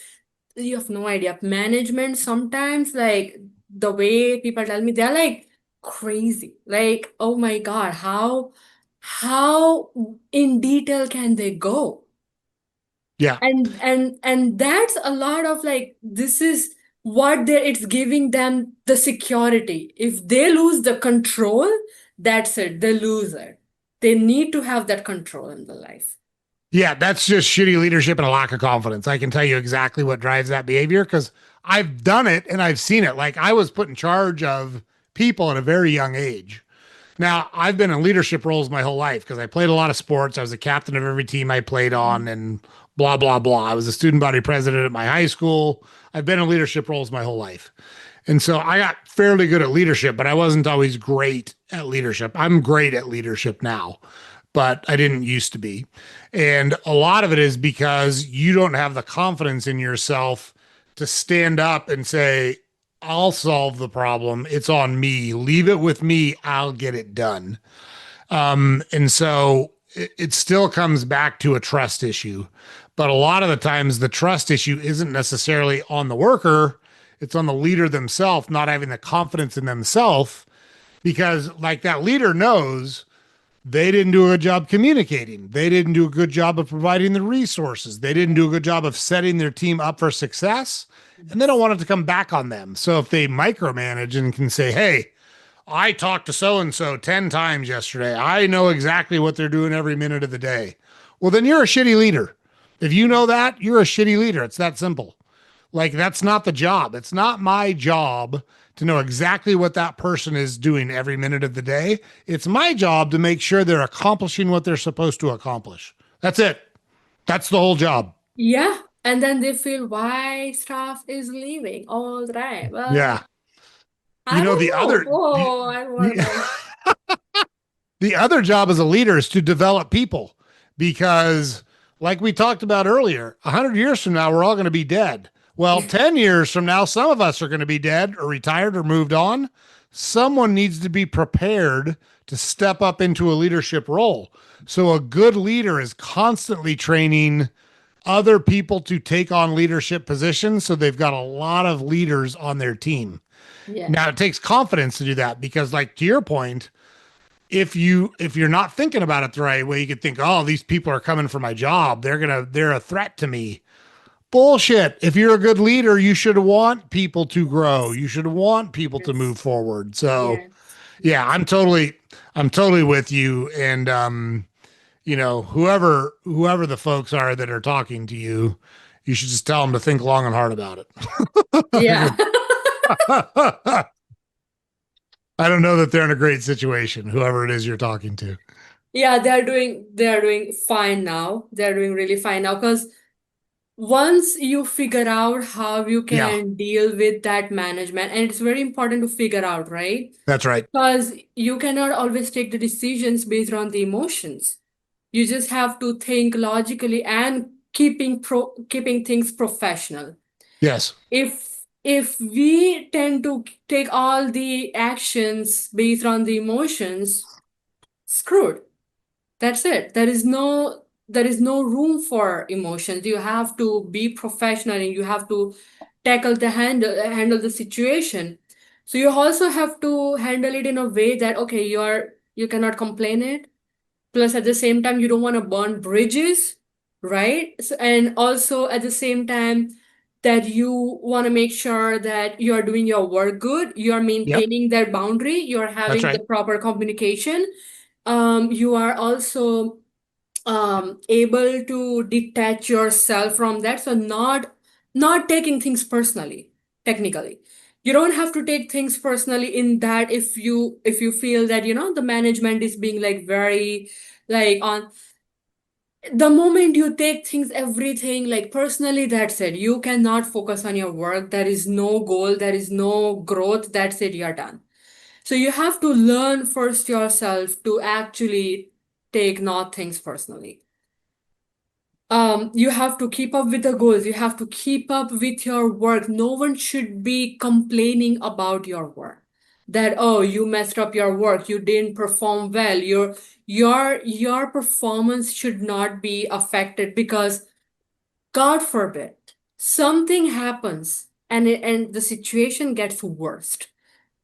In that case, we like we know that we did everything correctly. There is nothing that they need to complain about us, or there is nothing against us. So once you deal with that, you're fine. Yeah, I think that's right. And look, even in a bad environment, you still have a responsibility and obligation to perform, Yes, right? yeah, Plus, you're going to feel better about yourself if you're still performing. And I agree with you. You have to figure out how to mentally shift. If you're a person that finds yourself in the situation that we're yeah. talking about here, you have to find a way to mentally shift and compartmentalize those things, still do a good job, still live a good life, and only deal with these things as it's necessary to deal with them. So, And I feel like once you feel that you have dealt with this situation, trust me, nothing in the world can drag you down. You'll be fine. You will, because you've seen, like, I have seen those kind of people in my life too. Like the because I was staying in hostel initially when I was in my undergrad program.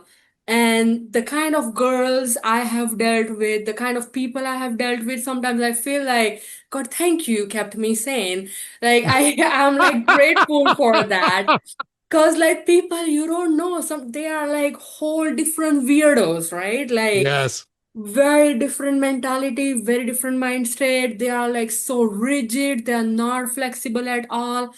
And and the fact that everyone likes it when you just agree to that everything. The moment you keep putting the boundaries, the moment you have your own stand, suddenly everyone's not okay with that. Like That's their problem, not my problem. That's the way I think exactly. about it. That is true. I That say is that a true. lot. That's a you problem, not a me That's a problem. you problem. Yeah. Yep, not You're my not going to make problem. it. You're not going to make it my problem. That is true. Oh my gosh. Well, Sheeta, I enjoyed our conversation so much. Thank you so much for coming on the podcast. This was awesome. Thank you so much, Joe. I loved having those conversational topics and talks as well. It was really fun. Yeah, well, super interesting. I love your background. I love your approach to things. And let's stay in touch. Maybe we can do it again somewhere down the road. Sounds good. Thank you so much. Yeah, thanks for coming on. Have a great weekend, and I'll talk to you soon. You as well. Thank you. Okay, bye bye. Bye.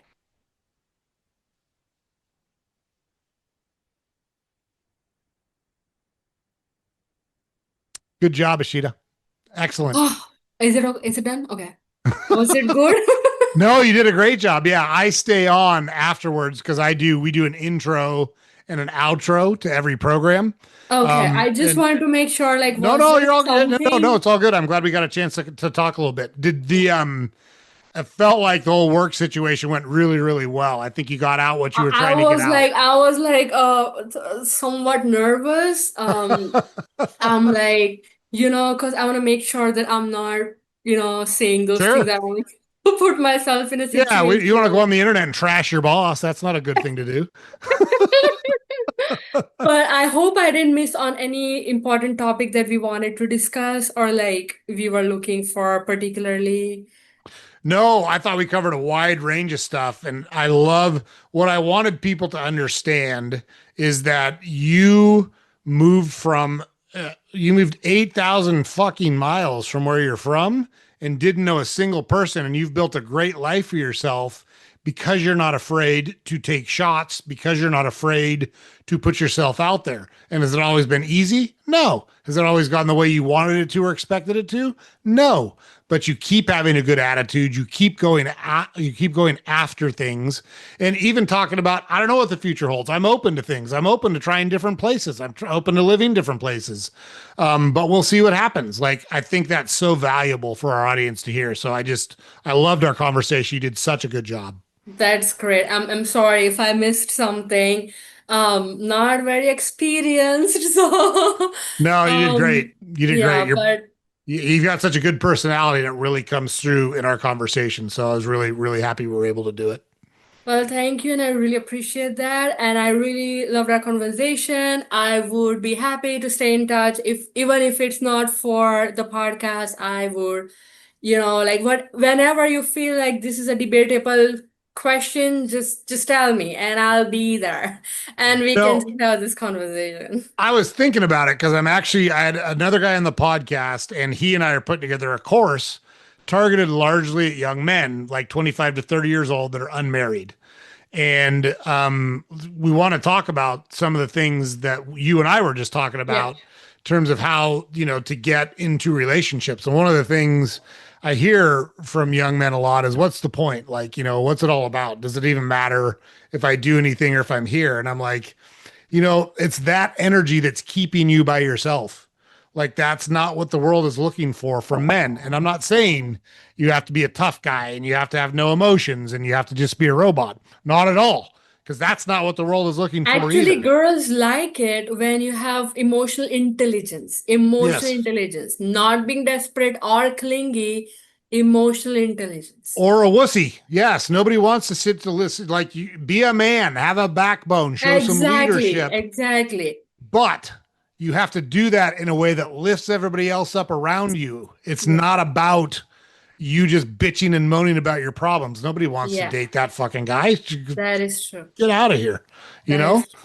And so, anyhow, I was thinking there's probably something for to target towards young women, and you'd be a perfect person to participate in I something. mean, I would be more than happy and glad and blessed to have that opportunity. If you really think that I am a good fit, I would be more than happy to do that.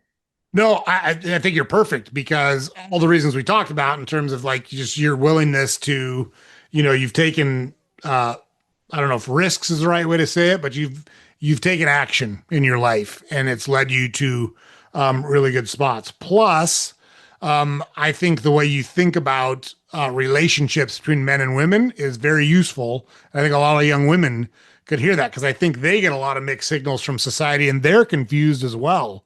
Like, you don't have to go be this high powered tiger lady Yeah. career woman. You don't have to be that person. After 10 failed relationships, this is what you get. Horrible failed relationships. Yeah, that's what now you have the proper mindset to understand that. Yeah, and you should get to choose it. You do get to choose it, but Yes, you don't have to just choose this. And exactly.